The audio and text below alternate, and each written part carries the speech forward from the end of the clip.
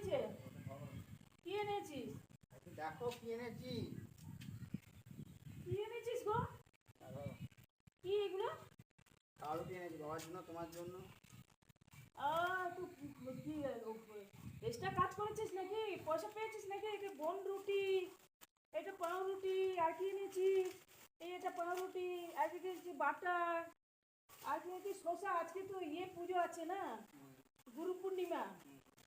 আজ নবকীর্তন দেব, ঘরের মধ্যে নবকীর্তন দেব আজকে, তো এগুলো নিয়ে এসছিস। আর কত পেলি?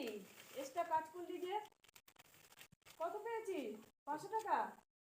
বাবা, তা বলিস নি তো যে মা আমি এক্সট্রা কাজ করেছি? হ্যাঁ, নবকীর্তন কেন বলছো? ও নবকীর্তন দিব তো। জল খাওয়াবো। জল খাওয়াবো? ওটাকে জল খাওয়ানো বলে, নবকীর্তন বলে না। নগর কীর্তন, নগর কীর্তন। হ্যাঁ, নগর কীর্তন। নগর কীর্তন।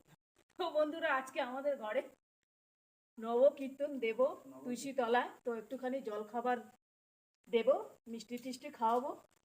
তো আমার ছেলে এখন 500 টাকা পেয়েছে, মানে এক্সট্রা কাজ করেছে, তো এই বাবা মায়ের জন্য খাবার টাবার নিয়ে এসছে, ভাইদের জন্য, ঘরের পরিবারের জন্য খাবার নিয়ে এসছে।